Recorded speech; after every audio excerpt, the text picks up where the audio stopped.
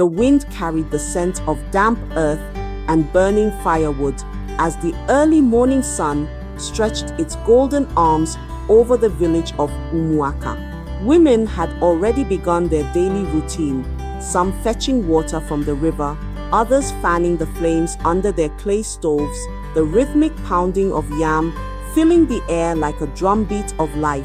The men, their voices low and heavy with purpose, were gathered at the square, discussing farm work and the looming harvest season. It was a village alive with tradition, bound by the wisdom of ancestors and the whispers of the spirits that watched over them. Among the villagers was Naji, a man known for his laughter, his booming voice, and his hands that never failed to return from the farm with a good harvest. He was a husband to Ifonanya, and a father to 3 sons, and a daughter to the people of Umuaka. Naji was blessed, for his family lacked nothing but blessings in an African village, as the elders often said, were like a ripe fruit on a tree. It would always attract watchful eyes, some filled with admiration, others with jealousy. The year had been bountiful. Naji's yam barn stood full, his wife's kitchen never lacked, and even his livestock multiplied. It was decided that he would host the new Yam Festival celebration, an honor that made his heart swell with pride. The festival, known as Iriji, was a sacred event where the first yams of the harvest were offered to the gods before anyone could taste them. It was believed that those who ate the yam before the ritual would anger the gods and invite misfortune upon themselves. As the festival drew near, Ifonanya noticed a change in her husband. He became restless at night, muttering in his sleep, his once steady hands shaking as he went about his work. When she asked him what troubled him, he waved her off with a forced smile. It is nothing, Nowanya, man. The festival is a great responsibility. I just want everything to go well. But Ifonanya knew better. She had lived long enough in Umuaka to understand that when a man avoids the gaze of his wife, there is more on his mind than he dares to say. On the eve of the festival, as the village prepared for the grand feast, an old woman appeared at their compound. She was known as Mama Nopo, a woman who rarely spoke, but whose words, when she did, carried weight like a basket of wet wood. She stood before Noji and Ifonanya, her eyes clouded with age but sharp with knowing.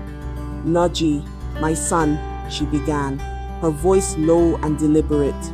Tomorrow is a day of joy, but beware of those who smile at you with their lips and curse you with their hearts. The gods have spoken, and they say the yam you will eat is not yours. Ifonanya's hands grew cold, her mind racing. Mama, what do you mean? She asked, but the old woman only shook her head and turned away, disappearing down the dusty path as quickly as she had come. That night, sleep fled from Naji. He tossed and turned, the old woman's words echoing in his mind. The yam you will eat is not yours.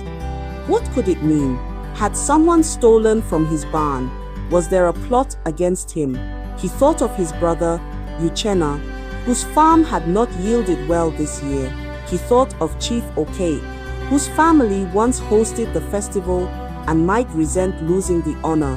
He thought of the village priest who had cast him a strange look when he came to offer his tribute at the shrine.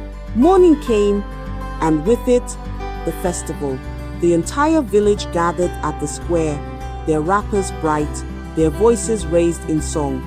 The elders sat in a semicircle, their staffs planted firmly in the ground as the village priest called for silence. Today, we honor the gods with the fruit of our labor, the priest intoned, lifting a carved wooden bowl filled with the first yams. Let those whose hands have toiled give thanks.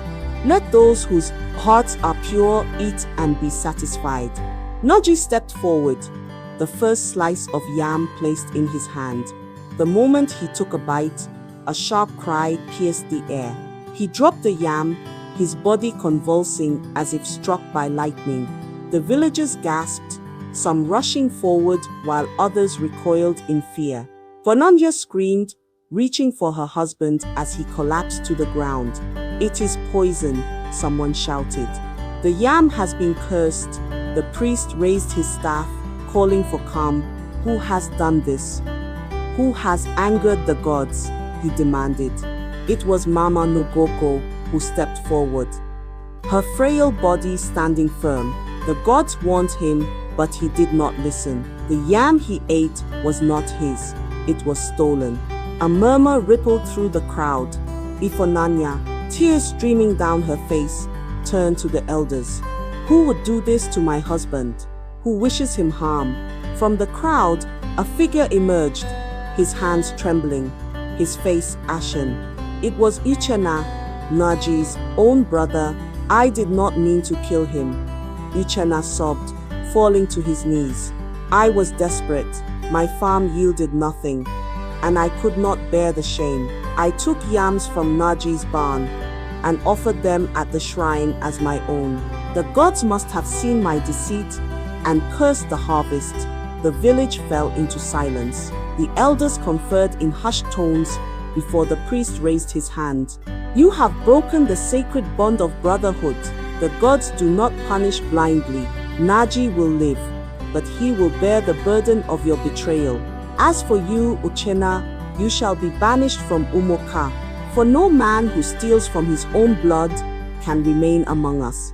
That night, as the drums of the festival faded into the wind, Naji lay weak but alive, his wife beside him, their hands clasped in silent prayer. He had been warned, but fate had played its hand. The festival had gone on, but the lesson remained. Not all who share your blood share your joy, and the gods see all, even the secrets buried beneath the earth. Thanks for watching. Like, share, comment, and subscribe.